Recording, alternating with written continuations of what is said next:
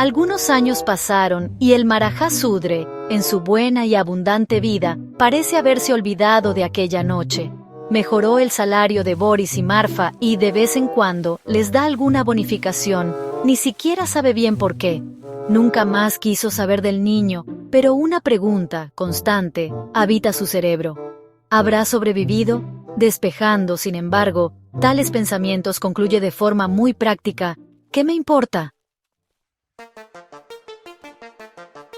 Me gustaría que me informaran de su muerte, así enterraría para siempre el peligroso asunto.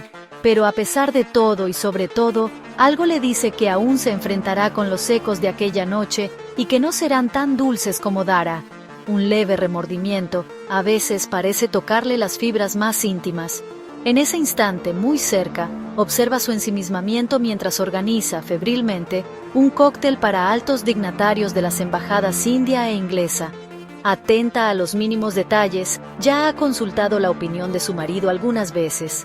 Elegantísima, en un vaporoso vestido de gasa, color durazno, forrado de seda blanca, cabello recogido en lo alto de la cabeza y adornado con minúsculas perlas color rosa, zapatos altos a la última moda de Europa. Ella exhala un perfume que habla de su buen gusto y de su poder adquisitivo. Admirando sus rasgos fuertes y angulosos, pero armoniosos, los contornos de su bello cuerpo y sus gestos delicados, él se siente orgulloso de la mujer que tiene. Ella le sirve, también, como adorno para su palacio y una refinada tarjeta de presentación. Su suegro, un noble inglés, vio con buenos ojos la alianza que se hacía a través del matrimonio. Bueno para su hija, bueno para sus negocios en Tailandia. Sonrisa en los labios, embelesado, recuerda cuándo y cómo la conoció en un baile de la embajada y cómo se sintió fascinado por ella. Ella correspondió de la misma manera a su interés y, al terminar el feliz evento, ya se habían comprometido el uno con el otro. Ambos se esforzaron, a partir de entonces, para representar muy bien el papel que les correspondía en ese mundo de vanidad, disputas y poder. Sus hijos salieron a los ingleses en cuanto a los tipos raciales, inteligentes y dominantes, el orgullo de los padres y de la familia. Ella es moderna y muy práctica. No le importan en absoluto los pobres que abundan en las calles exhibiendo sus miserias, resultado del sistema de castas. Ella protege a sus hijos, alejándolos de todo lo que no forma parte de sus realidades. Viviendo en el lujo y la riqueza, considera justa su posición social y financiera en relación con las prerrogativas de su marido. Su hijo mayor, Patrick, pronto irá a la universidad, en Inglaterra. Para su hija Selene, talentosa y hermosa, anhela un buen matrimonio. Su hijo menor, Richard Arjuna, hermoso como un querubín, mimado y malhumorado, no piensa en el futuro. Le basta con soportar los mimos que todos le hacen, desde los más humildes hasta los más poderosos. Comportamiento colectivo, resultado de una devoción supersticiosa por haber él nacido, muerto y revivido milagrosamente. En un día, en el cual los elementos de la tierra parecían desarmónicos con los hombres y con la propia naturaleza, acortando el tiempo de gestación, él vino al mundo. Su padre, desgraciadamente, se encontraba distante y en un lugar desconocido. Ella había estado bien todo el día, pero repentinamente empezó a sentir dolores, que se volvieron intensos. El hijo se anunciaba, con una ansiedad inesperada. Ella llamaba a su marido, desesperada, pero él había salido sin avisar y no había manera de encontrarlo. Al regresar, muchas horas después, ella recuerda muy bien, a pesar del drama que vivió en un parto difícil, él estaba exhausto, deshecho, con la ropa arrugada y empapada, mientras que sin escolta y sin su habitual comitiva, había cabalgado solo, inexplicablemente. Desistió de preguntarle al respecto, porque cada vez que lo hacía, él se ponía furioso y huraño. Afortunadamente, en aquella noche en que su hijo menor llegó, Telémaco, su eficiente administrador y amigo, querido por todos, se hizo cargo de las decisiones que el caso requería. Este buen hombre, competente y fiel, los apoya en todos los compromisos del palacio. Los dolores fueron tan fuertes y diferentes que, si se hubieran extendido por más tiempo, ella habría sucumbido, a pesar de los aparatos médicos y terapéuticos con los que contó. Cuando, por fin, su hijo menor gritó para el mundo, su corazón de madre se encogió, inexplicablemente. Después de todo, lo peor ya había pasado, y él parecía estar bien. Media hora después, sin embargo, entre llantos interrumpidos por sollozos convulsivos, su hijo dejó de llorar y se inmovilizó. Había muerto. Desesperada, llamó a los médicos, evocó a todos los dioses indios en nombre de Brahma, le rogó a su dios y a las potestades celestiales que le devolvieran a su hijo. Después de un tiempo que le pareció eterno, en medio de los innumerables procedimientos médicos, ese pequeño ser soltó un grito estridente, volviendo a llorar. Superadas las primeras dificultades y sustos, ella veló atenta al recién nacido, con la ayuda de cuantos se turnaron con las mismas intenciones. Con el corazón oprimido, temía, ¿y si ocurre de nuevo? Cuando el marido regresó, venía lleno de lamentos, de cansancio físico y espiritual, rogándole a su esposa presencia y cariño. Al encontrarse con su hijo, que había nacido prematuramente, y con la narración de los hechos, que aún causaban asombro e inseguridad sobre el futuro del niño, él sufrió tal conmoción que los médicos tuvieron que dejar momentáneamente al pequeño para socorrerlo, antes de que se desplomara por un mal repentino. Habiendo ingerido un fuerte narcótico, despertó al día siguiente con un extraño comentario. ¡Ay, los dioses están furiosos! Que Brahma aleje con fuerza las tinieblas que parecen querer habitar entre nosotros. Que mi hijo menor sobreviva y tenga mucha salud. Que crezca para ser feliz y alegrar nuestros corazones. Sin embargo, a pesar de tales augurios, permaneció taciturno por muchos días.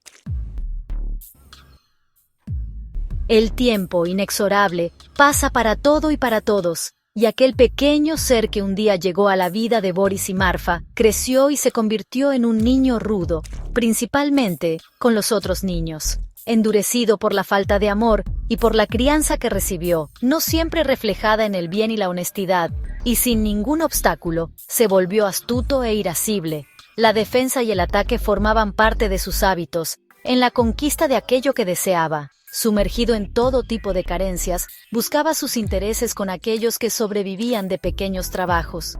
Mientras tanto, exhibe sus malas inclinaciones y la insensibilidad con sus padres adoptivos, a quienes les falta el respeto habitualmente. Metido en peleas, casi siempre terminando en luchas corporales, vence a sus adversarios con la fuerza física que lo caracteriza. Alto, delgado, flaco y ágil, se asemeja a un felino. Cuando fija sus pupilas en algún ser, éste se resiente instantáneamente. Hace uso de este poder natural para defenderse y para imponerse. Habla solo y recita extrañas fórmulas que crea en sus ratos libres. Así es Thilbor, cuyo nombre recibió en homenaje a un pariente lejano.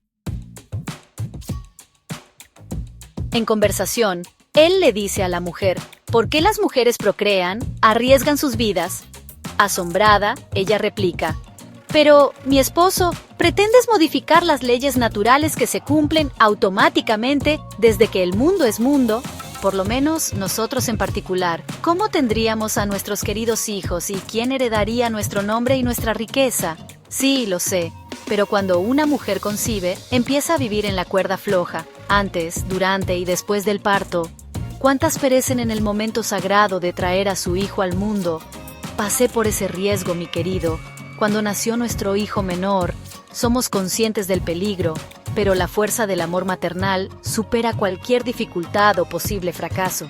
Sin embargo, muchos niños quedan solos, o son adoptados de forma desastrosa por personas que jamás los amarán. De verdad, nadie puede reemplazar a la verdadera madre, sea quien sea.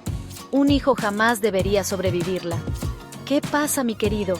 Todo esto es parte de la vida. Hay que ver tu expresión. ¿Por qué te debates en medio de conflictos como estos? Mirándolo, intrigada, ella quiere saber. Mi esposo parece sumergido en extraños recuerdos. Clavándole una mirada sospechosa, ella dice muy intrigada, ¿recuerdos? Por favor, qué tontería. ¿Recuerdos? ¡Qué idea más descabellada! No tengo nada que ocultar. ¿Y quién dijo que tenías? Responde ella con mirada irónica, sonrisa maliciosa. ¿Quieres que me abra el pecho de arriba a abajo exponiendo completamente mi corazón, mujer? ¡Dioses! Hasta cuando filosofamos nos pesan, nos miden y nos venden. Dolida, responde. ¿Qué es esto, Jamendra? Después de todo, no es para tanto. ¿Por qué te exasperas así? Por nada y sin ninguna razón. Mira, me ofendes con tus sospechas y te sorprendes con mi indignación. Si ni siquiera puedo abrirte mi corazón, ¿qué me queda, Mirtes? ¿Desde cuándo me es prohibido analizar el mundo en sus complicaciones, justicias e injusticias? ¿Desde cuándo no puedo, sin temor a falsos juicios, hablar con mi esposa? Maldita sea. Sin decir más nada, Jamendra se va, apresuradamente, sin mirar atrás, como si estuviera huyendo. Perpleja, Mirtes se siente clavada en el suelo. Tocó, sin querer, una herida muy dolorosa. A pesar de los intereses económicos y políticos que motivaron su matrimonio, ella ama de verdad a su esposo. Él la conquistó definitivamente y para siempre, desde el primer instante en que lo vio. Sospecha, ay Dios, que él vive muchas historias paralelas. En él todo es inseguro, incierto, misterioso. Se le escapa como arena fina entre los dedos. La atormenta lo que ignora y sobre lo que no debe indagar, a riesgo de perder su razón de vivir. Este diálogo fue significativo. Por más tolerante y comprensiva que sea, está indignada. Se estremece, con razón, imaginando que sus hijos deben tener hermanos ilegítimos. Salió intempestivamente y debe haberse distanciado del hogar para gozar de la plena libertad que ejerce, de forma imponente. Al regresar más armonizado la mimará, como siempre lo hace. Esta es su forma de disculparse. Silenciosa, resignada, aceptará sus caricias y cuidados excesivos, y así seguirán, siempre. Este es su modo de vida. Ante las circunstancias, aprendió muy bien la lección que la vida le trajo, en una modificación de hábitos y costumbres, producto de su matrimonio. Disfruta pasar sus delgados dedos por los mechones de su ondeado cabello, hasta las puntas, con cariño, diciéndole cosas dulces, como sus alegrías de ser su esposa y madre de sus hijos, de su felicidad y inmensa gratitud por todo lo que él le concede. Generalmente, en medio de estas dulces tertulias, lo ve dormirse en sus brazos, como un niño en los brazos protectores de su madre. Sí, siempre tendrá a su esposo, su señor, su rey entre sus brazos. Será feliz a pesar de todo, aunque el caos se instale a su alrededor. Esta es la felicidad que construyó, día a día, palabra por palabra, gesto a gesto, en medio de sudor y muchas lágrimas. Este tesoro le pertenece y ante él monta guardia, celosa, capaz de todo. Mientras piensa así, su hijo menor entra en sus aposentos, con su agitación natural, haciendo demandas.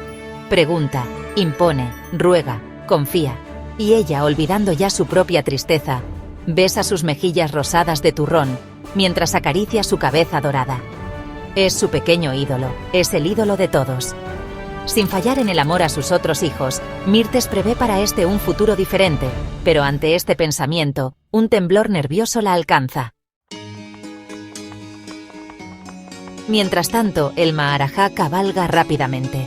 ¿Por qué le había dicho tantas cosas desagradables a Mirtes? Casi se delata. Qué tonto había sido. Ella es inteligente, culta, intuitiva. Adivina fácilmente sus pensamientos e intenciones. Ella conoce su filosofía de vida, dejándolo libre, sin restricciones. De lo contrario, lo habría perdido hace mucho tiempo. Que intenten detenerlo y reaccionará violentamente.